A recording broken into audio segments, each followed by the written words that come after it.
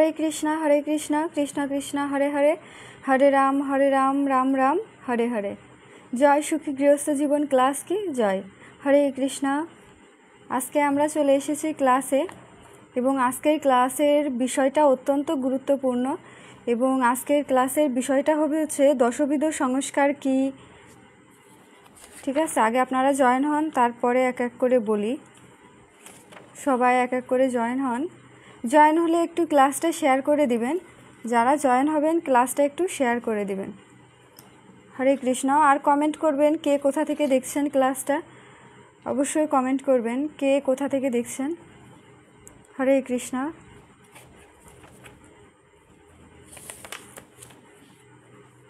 সামনেই কিন্তু দামোদর ব্রতের মাস আসছে। 28শে অক্টোবর থেকে দামোদর ব্রত শুরু হচ্ছে 27শে নভেম্বর পর্যন্ত। আশা করি আমি এটা নিয়ে ভিডিও দিয়ে দিব, খুব তাড়াতাড়ি ভিডিও দিয়ে দিব, আপনারা পেয়ে যাবেন। উদয় সাহা প্রভু হরে কৃষ্ণ, সুইটি রানী দাস হরে কৃষ্ণ, গোকুল চন্দ্র প্রভু হরে কৃষ্ণ। আপনারা সবাই কেমন আছেন? প্রবীণ মণ্ডল আসাম থেকে দেখছেন, থ্যাংক ইউ। অভিজিৎ দাস হরে কৃষ্ণ, নিতাই প্রভু হরে কৃষ্ণ। যারা জয়েন হবেন একটু কমেন্ট করবেন, একটা কমেন্ট করবেন এবং ক্লাসটা একটু শেয়ার করে দিবেন, ঠিক আছে? হরে কৃষ্ণ কৃষ্ণ কৃষ্ণ হরে হরে, হরে রাম রাম রাম হরে হরে। আজকের ক্লাসটা অত্যন্ত গুরুত্বপূর্ণ, তাই একটু আমি দেখে নিচ্ছি। আজকের ক্লাসের আলোচ্য বিষয় হচ্ছে দশবিধ সংস্কার, ক্রিয়মান জড়া প্রকৃতি, অর্থাৎ আমরা যে জড়া প্রকৃতির দ্বারা কাজ করি, আমাদেরকে যারা কাজ করাচ্ছে এরা কারা, বর্ণাশ্রম ধর্মের লক্ষ্য কী, এই সব বিষয়গুলো আজকে আমরা জানতে পারবো। জয় রাধে। হরে কৃষ্ণ। সুভাষ প্রভু হরে কৃষ্ণ, রতন রয়, রূপেশ দাস, সৃজন রয়, প্রবীর মণ্ডল, জনি মণ্ডল, বিশাল দাস, চঞ্চলা রানী বিশ্বাস, নির্মল দত্ত, গোকুল দাস, দুর্গাপদ জনা, রয় নন্দী, সীমা, স্বপন কুমার, অপু হাওলাদার, অজয় মণ্ডল, গায়ত্রী বিশ্বাস মাতাজি হরে কৃষ্ণ, মাইকেল দাস হরে কৃষ্ণ, দীপক দেবনাথ প্রভু হরে কৃষ্ণ। আজকে তাহলে আমি আরেকবারও বলে দিচ্ছি আমাদের ক্লাসের বিষয়, সেটা হচ্ছে দশবিধ সংস্কার কি কি আছে আমাদের, তারপরে আমরা কোন জড়াগুণের দ্বারা আমরা কর্ম করি। আপনাদের মনে অনেক সময় প্রশ্ন আসে না যে ভগবান যদি আমাদের ভিতরে পরমাত্মা রূপে থেকেই থাকে তাহলে আমরা খারাপ কাজ কেন করি, আমরা মিথ্যা কথা কেন বলি, আমরা খারাপ কাজ কেন করি, এরকম একটা প্রশ্ন আমাদের সবার ভিতরেই কিন্তু থাকে যে কেন তাহলে আমরা খারাপ কাজ করছি, ভগবান কেন আমাদেরকে ভালো কাজ করতে দিচ্ছে না। আর এই বর্ণাশ্রম ধর্ম, অর্থাৎ এই যে ব্রহ্মচর্য, গৃহস্থ, বানপ্রস্থ, সন্ন্যাস, এই চারটা আশ্রমের কারণ কি এবং এই বর্ণাশ্রম ধর্মের লক্ষ্য কি, সেই বিষয়ে আজকের ক্লাস হবে। অঞ্জলি বর্মন অনু, মনোজ মণ্ডল, অক্ষয় হাজরা হরে কৃষ্ণ সবাইকে। বিষ্ণু সরকার প্রভু হরে কৃষ্ণ, প্রভাস সরকার হরে কৃষ্ণ, দৃষ্টি দেবনাথ হরে কৃষ্ণ, অঞ্জলি বর্মন অনু মাতাজি হরে কৃষ্ণ। ঠিক আছে, আমরা তাহলে মঙ্গলাচরণটা করে নিই, এরপরে আমরা ক্লাসে যাব। ওম অজ্ঞানতিমিরন্ধস্য জ্ঞানাঞ্জন শলাকয়া চক্ষুষ্মিলিতং যেন তস্मै শ্রী গুরুবে নমঃ। শ্রীচৈতন্য মনোভীষ্টং স্থাপিতং যেন ভূতলে স্বয়ং রূপং কদা মজ্জং দদাদি সপদান্তিকম। বন্দে অহং শ্রীগুরু শ্রীযুত পদকমলং, শ্রীগুরুন বৈষ্ণবাস্যং শ্রীযুত পদকমলং, শ্রীগুরুন বৈষ্ণবাস্যং ভক্ত। একটু ওয়েট, আমি তাকাই বলতে গেলে আমার সমস্যা হয়, আমি আবার প্রথম থেকে করি, মানে কনসেন্ট্রেশন ব্রেক হয়ে গেছে। আপনাদের একটা কমেন্ট চোখে পড়ে গেছে আর আমি ভুল হয়ে গেছে। ওম অজ্ঞানতিমিরান্ধস্য জ্ঞানাঞ্জনশলাকয়া চক্ষুষ্মিলিतं যেন তস্मै শ্রীগুরুবে নমঃ। শ্রীচৈতন্য মনোভীষ্টং স্থাপিतं যেন ভূতলে স্বয়ং রূপং কদা মজ্জং দদাতি স্বপদান্তিকম। বন্দেऽহং শ্রীগুরু শ্রীযুতপদকমলং শ্রীগুরুণ বৈষ্ণবাস্যং শ্রীরূপং সাগ্রজাতং সহগণ রঘুনাথিতং তং সজীবং সাদ্বৈতং সাবধূতং পরিজন সংহিতং কৃষ্ণচৈতন্য দেবং শ্রী রাধাকৃষ্ণপাদন সহগণ ললিতা শ্রী বিশাখান্বিতাস্য। নমোয়ং বিষ্ণুপদায় কৃষ্ণপ্রেষ্ঠায় ভূতলে শ্রীমতে ভক্তিবেদান্ত স্বামিনীতে নামিনে নমস্তে সরস্বতী দেবী গৌরবাণী প্রচারিণে নির্বিশেষ শূন্যবাদী পাশ্চাত্যদেশ তারিণে। নমোয়ং বিষ্ণুপদায় কৃষ্ণপৃষ্ঠায় ভূতলে শ্রীমতে জয়পতাকা স্বামিনীতে নামিনে নমো আচার্যপদায় নিতাই কৃপা প্রদায়িনে গৌরকথা দামোদরায় নগরগ্রাম তারিণে। হে কৃষ্ণ করুণা সিন্ধু দীনবন্ধু জগৎপথে গোপীশ গোপিকাকান্ত রাধাকান্ত নমস্তুতে নমো নমঃ। তপ্তকাঞ্চন গৌরাঙ্গী রাধে বৃন্দাবনেশ্বরী বৃষভানু সুতে দেবী প্রণমামি হরিপ্রিয়ে। নীলাচল নিবাসায় নিত্যায় পরমাত্মনে বলভদ্র সুভদ্রাভাং জগন্নাথায়তে নমো নমঃ। বৃন্দায় তুলসী দেব্যায় প্রিয়ায় কেশবস্য চ বিষ্ণুভক্তি প্রদে দেবী সত্যবত্তায় নমো নমঃ। বাঞ্ছাকল্পতরুভুশ্চ কৃপা সিন্ধু এব চ পতিতানাং পাবনেভ্যো বৈষ্ণবেভ্যো নমো নমঃ। জয় শ্রীকৃষ্ণ চৈতন্য প্রভু নিত্যানন্দ শ্রী অদ্বৈত গদাধর শ্রীবাসাদি গৌরভক্তবৃন্দ। হরে কৃষ্ণ কৃষ্ণ কৃষ্ণ হরে হরে হরে রাম রাম রাম হরে হরে।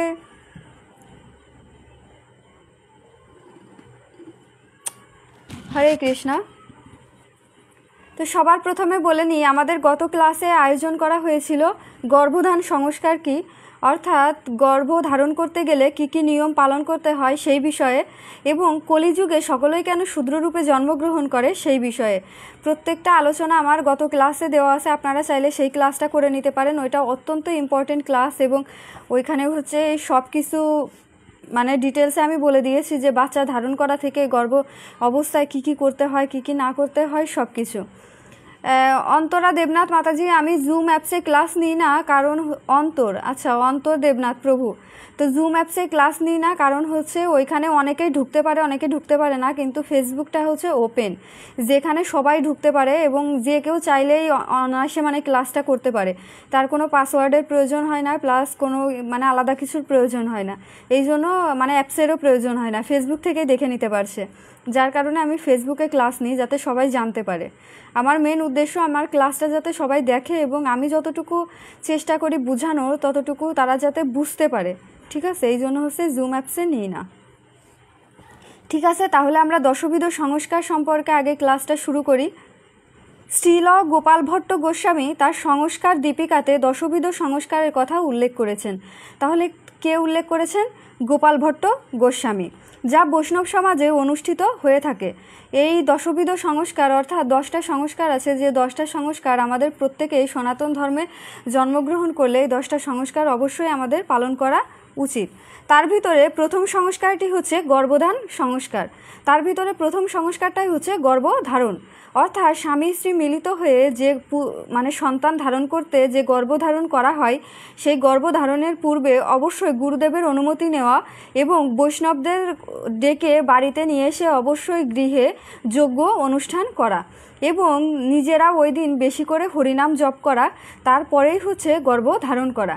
এবং বাচ্চা নেওয়ার সবচেয়ে সুন্দর সময় হচ্ছে ভোরবেলাটা, মানে ব্রহ্ম মুহূর্ত। তো এই ব্রহ্ম মুহূর্তে হচ্ছে বাচ্চা ধারণ করতে হবে বা গর্ভধারণ করতে হবে এবং এই গর্ভধারণের সময় স্বামী একটি মন্ত্র বলতে বলতে গর্ভটা মানে তারা হচ্ছে মিলিত হবে। তো সেই মন্ত্র হচ্ছে সামবেদে উল্লেখ করা আছে। যারা বলে যে বেদের কোথায় এই কথা লেখা আছে, তো সেই সম্পর্কেও আমি বলে দিয়েছিলাম যে সামবেদে উল্লেখ করা আছে। তো এই গর্ভধারণ সংস্কারটা হচ্ছে আমাদের প্রথম সংস্কার। দ্বিতীয় সংস্কার হচ্ছে পুংসবন, অর্থাৎ এই যে জন্মের পরে যে প্রক্রিয়াটা করা হয় না, চুল কাটা হয়, তারপরে হচ্ছে ছেলে বা মেয়ে হোক যেই হোক 21 দিন বা 30 দিন মানা হয়, এটা একটা সংস্কার। এরপরে তৃতীয়টি হচ্ছে সীমান্তনয়ন। সীমান্তনয়ন হচ্ছে এই যে মানে সাধ দেওয়া বলে না, এরকম সাধ দেওয়া টাইপসের একটা অনুষ্ঠান করা হয়। চতুর্থটি হচ্ছে জাতকর্ম। সীমান্তনয়নটা হচ্ছে আমার অতটা আমি দেখিনি আর কি, মানে আমাদের সংস্কৃত ভাষায় এখানে দেওয়া আছে। আর চতুর্থটি হচ্ছে জাতকর্ম, মানে জন্মের পর পর দেখবেন বাচ্চাদের হচ্ছে জাতকর্ম করানো হয়, মানে ওই যে ক্ষৌর কাজ, তারপরে আছে এইগুলো করতে হয়। তারপরে যারা ব্রাহ্মণ ঘরে জন্মগ্রহণ করে তাদেরকে কি করা হয়, উপনয়ন দেওয়া হয়, এরকম। পঞ্চমটি হচ্ছে নিষ্ক্রমণ। ষষ্ঠটি হচ্ছে নামকরণ। নামকরণ অনুষ্ঠান আপনারা সবাই জানেন, এবং আমাদের এখন দেখা যায় হওয়ার আগেই বাচ্চার নাম ঠিক করা থাকে। আর আমাদের প্রধান কিন্তু নিয়ম হচ্ছে যে বাচ্চার নামকরণ কিন্তু ধরেন কয়েকজন মিলে একটা নাম দিবে, প্রত্যেকটা নাম হচ্ছে প্রদীপের নিচে রাখতে হবে। তো যেই প্রদীপটা যতক্ষণ বেশি জ্বলবে সেই প্রদীপটা থেকেই নামটা হচ্ছে বাচ্চার রাখা হবে। আর এটাই হচ্ছে নামকরণ প্রক্রিয়া। আর এটা কিন্তু আমাদের শাস্ত্রে উল্লেখ করা আছে, যেটা আমরা ভারতের বিভিন্ন সিরিয়ালে তাদের দেখা যায় যে তারা সিরিয়ালটাকে আরও সুন্দর করে ফুটিয়ে তোলার জন্য এগুলো করে থাকে, দেখেছি আর কি। কিন্তু সাধারণত আমরা দেখি আমাদের মানে যারা যেসব শিশুরা জন্মগ্রহণ করে হয় তাদের আগে থেকেই নাম ঠিক করা থাকে, না হলে তাদের বাবা মা যেটা দেয় বা আত্মীয় স্বজন কেউ একজন দিয়ে দিয়েছে সেই নামটাই চলে যায়। আসলে নামকরণ কোনো অনুষ্ঠানই করা হয় না, কিন্তু এটা কিন্তু অবশ্যই করা উচিত। সপ্তমটি হচ্ছে পৌষ্টিককরণ। অষ্টমটি হচ্ছে অন্নপ্রাশন। অন্নপ্রাশন মানে তো বুঝতে পেরেছেন, কারণ প্রত্যেকটা বাচ্চারই হচ্ছে অন্নপ্রাশন দেওয়া হয়। ছেলেদের হচ্ছে 6 মাসে, মেয়েদের হচ্ছে 7 মাসে বা 5 মাসে, এরকম বেজোর মাসে হচ্ছে অন্নপ্রাশন দেওয়া হয়। নবমটি হচ্ছে চূড়াকরণ এবং দশমটি হচ্ছে উপনয়ন সংস্কার। উপনয়ন ওই যে যারা ব্রাহ্মণ ঘরে জন্মগ্রহণ করে তাদেরকে উপনয়ন প্রদান করা হয়, এটাই হচ্ছে সংস্কার। তো একটি শিশুর জন্মদিনটিতে জাতকর্ম সংস্কার অনুষ্ঠিত হয়। এখানে আবার ডিটেলসে বলে দিয়েছে কবে কোনটা অনুষ্ঠিত হয়। আমি আগেই বলেছিলাম জাতকর্মটা হচ্ছে জন্মের পরপরেই করা হয়, অর্থাৎ শিশুর জন্মের সাথে সাথেই জাতকর্মটা করা হয়। শ্রীমদ্ ভাগবতে তার উল্লেখ করা আছে। ভাগবতের দশম স্কন্ধে এটাও বলা আছে, কৃষ্ণ এবং বলরাম যখন জন্মলীলা দাপর যুগে প্রদর্শন করেছিলেন তখন গর্গমুনি নন্দভবনে এসেছিলেন এবং কৃষ্ণ এবং বলরামের জাতকর্ম সম্পাদন করেছিলেন। নামকরণ সম্পাদন করেছিলেন, নিষ্ক্রামণ, পৌষ্টিককরণ, অন্নপ্রাশন, চূড়াকরণ, উপনয়ন সংস্কার। আমাদের যদিও এই যে পৌষ্টিককরণ, চূড়াকরণ এইগুলো এখন কেউ করে না, একদম করে না বললেই চলে। দেখা যায় অন্নপ্রাশনটা আছে, নামকরণটা কিছু কিছু আছে, জাতকর্ম কিছুটা আছে কিছুটা নেই, এইরকম। এই সংস্কারগুলো হচ্ছে বসুদেব যদুবংশের পুরোহিত গর্গমুনিকে নন্দ গোকুলে পাঠিয়েছিলেন এবং তিনি গোকুলে এসে নন্দলায়ে কিন্তু এই সংস্কারগুলো ভগবানকেও করেছিলেন। এই জন্যই করেছিলেন যাতে আমরা সেইগুলো শিখি এবং যাতে আমরা সেইগুলো পালন করি। বামনদেব যেহেতু ভগবান, তাই সেই সমস্ত পবিত্র সংস্কার তখনই সম্পাদিত হয়েছিল। ইভেন বামনদেব যখন জন্মগ্রহণ করেছিলেন তখনও সাথে সাথে বামনদেবকে উপনয়ন দেওয়া হয়েছিল। এমনিতে কিন্তু উপনয়ন একটা বয়সের পরে গিয়ে দেওয়া হয়, কিন্তু বামনদেব যেহেতু তিনি তো জন্মের পরপরই তার লীলা সম্পাদন করা শুরু করে দিয়েছিলেন, যার কারণে তার কিন্তু দেখতে কিন্তু একদম বাচ্চাদের মতো ছিল, 8-9 বছরের একটা বাচ্চার মতোই তার দেখতে ছিল। তো সেই জন্য তার জন্মের সাথে সাথেই তার এই জাতকর্ম যত ক্রিয়াদি ছিল, উপনয়ন সব কিছু তার দশবিধ সংস্কার একসঙ্গে করে দেওয়া হয়েছিল।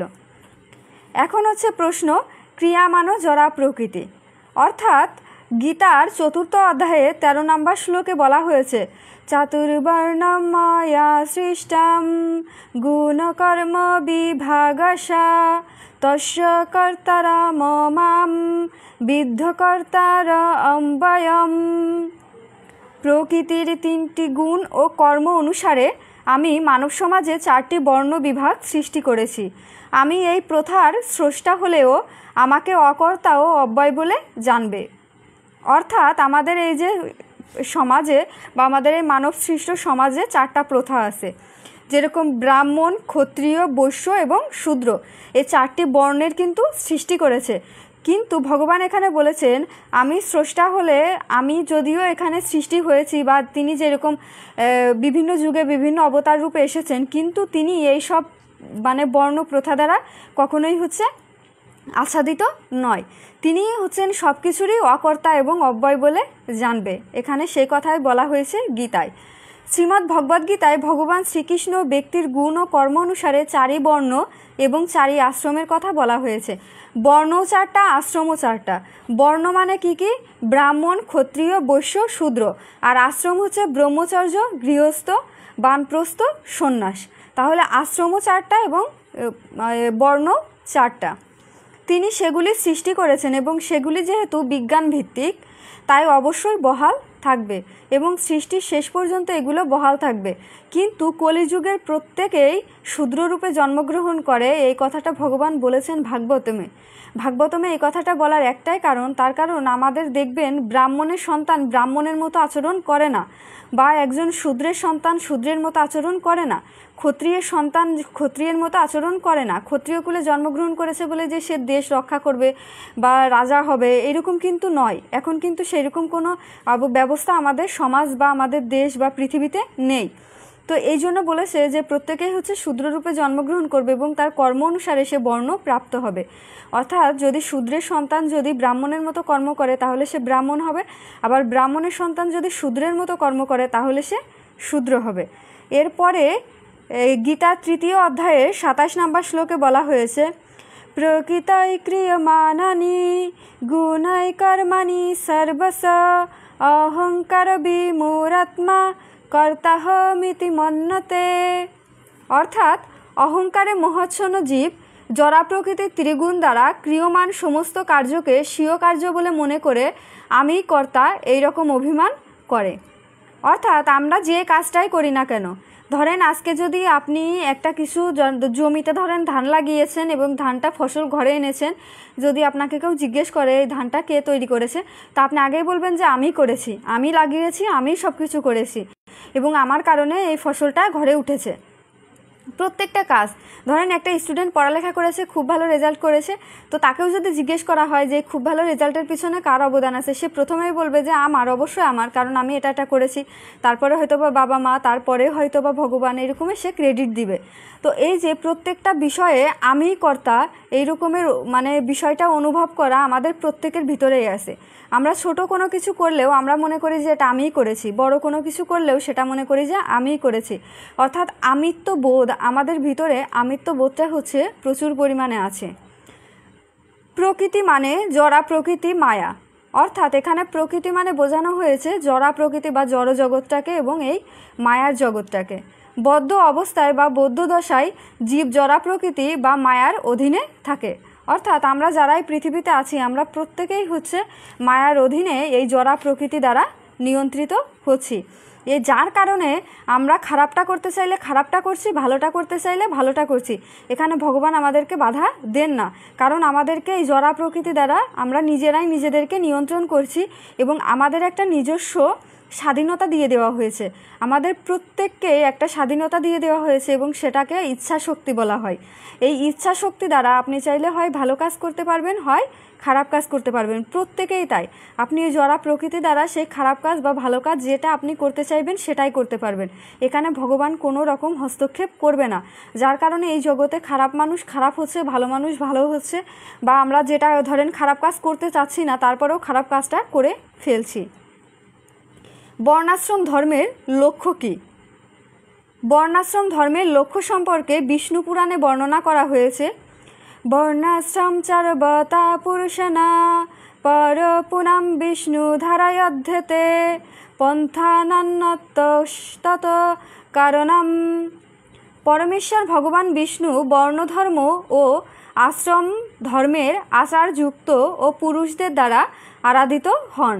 বর্ণাশ্রম আচার ব্যতীত তাকে পরিতুষ্ট করার অন্য কোনো উপায় নেই। অর্থাৎ এখানে বিষ্ণু পুরাণে খুব সুন্দর করে বলা হয়েছে বর্ণাশ্রম ধর্ম মানা ব্যতীত কখনোই ভগবানকে সন্তুষ্ট করা সম্ভব নয়। অর্থাৎ ব্রহ্মচর্যের সময় সে ব্রহ্মচর্য পালন করবে, গৃহস্থ জীবনে সে গৃহস্থ জীবন পালন করবে, বানপ্রস্থের সময় সে বানপ্রস্থ জীবন পালন করবে এবং সন্ন্যাসের সময় সে সন্ন্যাস গ্রহণ করবে। এবং এই 4টা বর্ণাশ্রমের ভিতরে সে কেন্দ্রে ভগবানকে অবশ্যই রাখবে। এইভাবে সে যখন তার ক্রিয়াকর্মা দিয়ে জড়জগতে পরিচালিত করবে তখনই সে শুধুমাত্র ভগবানকে লাভ করতে পারবে বা ভগবানকে সন্তুষ্ট করতে পারবে, এছাড়া কখনোই তিনি সন্তুষ্ট করতে পারবেন না। বিষ্ণু পুরাণে উল্লেখ আছে যে বর্ণাশ্রম ধর্মের লক্ষ্য হচ্ছে মানুষ তার বৃত্তিমূলক কর্মের দ্বারা শ্রী বিষ্ণুকে আরাধনা করবেন এবং তার দ্বারা তাকে পরিতুষ্ট করবেন। বর্ণাশ্রম কর্মের দ্বারা মানুষকে শ্রী বিষ্ণুকে আরাধনা করা, তাকে পরিতুষ্ট করা এবং তাকে আনন্দ বিধান করা উচিত। অর্থাৎ বর্ণাশ্রম ধর্মের দ্বারাই কিন্তু ভগবানকে আমরা শুধুমাত্র সন্তুষ্ট করতে পারি। এই জন্যই বলা হয়েছে বর্ণাশ্রম হচ্ছে সর্বশ্রেষ্ঠ ধর্ম পালনের পন্থা। এই জন্য আমাদের যারা বর্ণাশ্রম ধর্মে আছে দেখবেন, যারা ব্রহ্মচর্য বা ব্রহ্মচারী পালন করছে তারা একটা পর্যায়ে গিয়ে বানপ্রস্থ হয়, তারপরে সন্ন্যাস নেয়। আর যারা মন্দিরে থাকে তারা সরাসরি ব্রহ্মচর্য থেকে তারা সন্ন্যাস জীবনে চলে যায়। আর যারা গৃহে থাকে তারা প্রথমে ব্রহ্মচর্য, তারপরে বানপ্রস্থ হচ্ছে গৃহস্থ, তারপরে বানপ্রস্থ, তারপরে সন্ন্যাস। বিষ্ণু পুরাণে আরও অনেক বলা হয়েছে মানুষ তার নিজের কর্মের দ্বারা অর্জন করে সিদ্ধি লাভ করে। অর্থাৎ আপনি আপনার কর্মটাকেই ভগবানের অর্জন মনে করবেন। আপনি ঠিক যেভাবে কর্ম করবেন, যেভাবে টাকা উপার্জন করছেন, সেটা সম্পূর্ণটাই ডিপেন্ড করবে আপনি কতটুকু ভগবান কেন্দ্রিক আছেন বা কতটুকু ভগবত ভক্তি কেন্দ্রিক আছেন। কর্মার্পণ এবং কর্মের ফল শ্রীবিষ্ণু বা শ্রীকৃষ্ণকে অর্পণ করা। অর্থাৎ আপনি যে কর্ম করছেন বা যা কিছু করছেন না কেন সব কৃতিত্ব ভগবানকে অর্পণ করছেন কিনা সেটাই হচ্ছে সর্বশ্রেষ্ঠ পন্থা। আপনি যখন সকল কর্মকে ভগবানের চরণে অর্পণ করবেন তখন কোনো পাপ পুণ্যের ফলেই আপনাকে প্রভাবিত করতে পারবে না। তাদের বর্ণাশ্রম বা বৃত্তিমূলক কর্ম তাদের নিজ নিজ জীবন ধারণ এবং নিজ নিজ ইন্দ্রিয় তৃপ্তির উপর আরাধিত হয়েছে। অর্থাৎ এই বর্ণাশ্রম ধর্ম আমাদের প্রত্যেকেরই জীবনে কিন্তু আমরা পালন করে আসছি, কিন্তু হয় আমরা কেউ এটা ভালোভাবে পালন করছি, কেউ ভালোভাবে করছি না, এটাই হচ্ছে মূল কথা। তা দৈব বর্ণাশ্রম ধর্ম নয়, তা হচ্ছে অসুর বর্ণাশ্রম ধর্ম। অর্থাৎ কেউ যদি এই বর্ণাশ্রম ধর্ম পালন করে শুধুমাত্র তার ইন্দ্রিয় তৃপ্তির জন্য, অর্থাৎ সে শুধুমাত্র তার ইন্দ্রিয় তৃপ্তি এবং ইন্দ্রিয়ের শান্তির জন্য এই ধর্মগুলো পালন করে থাকে, তাহলে সেটা হচ্ছে আসুরিক প্রবৃত্তি বলা হয়েছে এবং আসুরিক ধর্ম বলা হয়েছে। আবার কেউ যদি এই বর্ণাশ্রমটাকে তা শুধুমাত্র ভগবানের বা শ্রীকৃষ্ণের প্রীতি সাধনের জন্য পালন করে, তাহলে সেটাকে বলা হয়েছে ভগবানের দৈব বর্ণাশ্রম ধর্ম। মানব সমাজে যখন অসুর বর্ণাশ্রম ধর্ম প্রচলিত থাকে তখন 3 রকম জন্ম নিষ্ফল হয়ে থাকে। অর্থাৎ যখন মানুষের ভিতরে এই আসুরিক প্রবৃত্তি থাকে তখন তো সমাজেও এই আসুরিক ধর্মটা বৃদ্ধি পায়। এখন বলতে গেলে আমাদের কলিযুগের ম্যাক্সিমাম ধর্মই কিন্তু হচ্ছে দেখা যায় আসুরিক প্রবৃত্তি দ্বারা আকৃষ্ট হয়ে গেছে। হয়তো ব্রহ্মচর্য পালন করছে কিন্তু তার মনের ভিতরে গৃহস্থ জীবনের লালসা আছে। হয়তো সে গৃহস্থ জীবনে আছে কিন্তু তার মনের ভিতরে হচ্ছে আরও লোভ, টাকা পয়সা এইসবে লোভ লালসা আছে। এরপরে সে হয়তো বা বানপ্রস্থে গিয়েছে কিন্তু তার নারীর প্রতি এখনও আকর্ষণ আছে, তার টাকা পয়সা গৃহের প্রতি এখনও আসক্তি আছে। তো এই যে মনের ভিতরে আসক্তি রেখে উপরে বর্ণাশ্রম ধর্ম পালন করা, এটাকেই বলা হয়েছে হচ্ছে আসুরিক বর্ণাশ্রম ধর্ম পালন করা। আমি যে গ্রন্থটা পাঠ করছি সেটার নাম হচ্ছে সুখী গৃহস্থ জীবন। অর্থাৎ এই গ্রন্থটা পাঠ করার মাধ্যমে আপনারা কিভাবে গৃহে সুখী বা সুখের সাথে জীবনযাপন করতে পারবেন, কারণ সবাই চায় তার সংসার জীবনে সুখী হতে। তো এই সংসার জীবনে কিভাবে আপনারা সুখী হতে পারবেন তার মূল মন্ত্রটাই হচ্ছে এই গ্রন্থে দেওয়া আছে। এখানে গীতা, ভাগবত, পুরাণ, বেদ সব সম্পর্কে একসাথে করে একটা গ্রন্থ তৈরি করা হয়েছে। তো আমি চেষ্টা করছি সেখানে আপনাদের সব ডিটেলসে পড়ে একদম দেখানোর বা বোঝানোর। তো আজকে হচ্ছে আমাদের এই পর্যন্তই ক্লাস ছিল। কালকে হচ্ছে আমরা ক্লাস করব তোমার সৃষ্টির মূল সত্তাকে পূজা বা আরাধনা করো, তারপরে প্রতারক বা প্রতারিত হয় কিভাবে, তোমার বৃত্তিমূলক কর্মের দ্বারা কিভাবে শ্রীকৃষ্ণকে সন্তুষ্ট করবে, কাঁসাকে কিভাবে সোনায় রূপান্তরিত করবে। কালকের ক্লাস আরও বেশি ইন্টারেস্টিং থাকবে। আশা করি আপনারা সবাই কালকে ক্লাস করবেন। আজকে যদি কারোর কোনো প্রশ্ন থাকে অবশ্যই প্রশ্ন করতে পারেন। এখন আমি প্রশ্নের কিছু উত্তর দিব, তারপরে ক্লাস শেষ করে দিব। অসিত দাস প্রভু হরে কৃষ্ণ। সুপ্তধার হরে আমি বলে দিয়েছি তো কোনটা পাঠ করছি। কাকলি শীল মাতাজি হরে কৃষ্ণ। শ্রী আনন্দ কুমার রাধে রাধে। কাঞ্চন বারুই, সুতোপাধার। ঠিক আছে মাতাজি, আশা করি আপনি বুঝতে পেরেছেন। কাঞ্চন বারৈ, বিষ্ণু সরকার প্রভু, হরে কৃষ্ণ। কারো কোনো প্রশ্ন থাকলে এখন করতে পারেন, আমি প্রশ্নের উত্তর দিব, তারপরে ক্লাসটা শেষ করবো। আবারও গ্রন্থটা দেখিয়ে দিচ্ছি। সুখী গৃহস্থ জীবন, আসলে আমার সেলফি ক্যামেরা অন করা তো এই জন্য উল্টো লেখা দেখা যাচ্ছে। সুখী গৃহস্থ জীবন গ্রন্থের নাম। হরে কৃষ্ণ। ঠিক আছে, ধন্যবাদ সবাইকে। কৃষ্ণময় শুভরাত্রি। সবাই ভালো থাকবেন, সুস্থ থাকবেন। হরে কৃষ্ণ। আপনি তো একদিন পরে পরে ক্লাস করেন, আমি প্রতিদিনই ক্লাস নেওয়ার চেষ্টা করি। আপাতত একটু অসুস্থ আছি, যার কারণে হচ্ছে আমি ক্লাসটা প্রতিদিন নিতে পারছি না। সুখী গৃহস্থ জীবন, এই গ্রন্থের নাম সুখী গৃহস্থ জীবন। শ্রীকান্ত জানা, হরে কৃষ্ণ। অমল মল্লিক, হরে কৃষ্ণ। বানপ্রস্থ হচ্ছে 50 বছরের পর থেকে বানপ্রস্থ নেওয়ার নিয়ম, কিন্তু কলিযুগে সেটা বাধা ধরা নিয়ম নেই। কলিযুগে কেউ যদি 15 বছরের পরে চায় যে আমি বানপ্রস্থে চলে যাব, সে নিতে পারে, সমস্যা নেই। ঠিক আছে, কেউ যদি চায়, তবে সাধারণত দিতে চায় না। কোনো গুরুদেব 15-20 বছরে আপনাকে বানপ্রস্থ দিবে না, 30-40 বছর পার না হলে। ঠিক আছে। রজত পাল, হরে কৃষ্ণ। শ্রাদ্ধ হচ্ছে কত দিনে করা উচিত? 11তম দিনে শ্রাদ্ধ কত দিনে করা উচিত, এটা নিয়ে আমার ভিডিও দেওয়া আছে, আপনি ভিডিওটা দেখে নিন। কারণ কারোর 13 দিন, কারোর 1 মাস, কারোর 11 দিন, এরকম বিভিন্ন মতবিরোধ আছে। তো আমি সব কিছু মিলিয়ে একটা ক্লাস দিয়েছিলাম, তো সেই ক্লাসটা আমার পেজে পেয়ে যাবেন, সেটা দেখে নেন, তাহলেই বুঝতে পারবেন। মাধুরী মাতাজি, হরে কৃষ্ণ। প্রদীপ বিশ্বাস, হরে কৃষ্ণ। নয়ন সরকার, হরে কৃষ্ণ। ঠিক আছে, সবাইকে কৃষ্ণময় শুভরাত্রি। সবাই ভালো থাকবেন, সুস্থ থাকবেন। ধন্যবাদ সবাইকে। হরে কৃষ্ণ।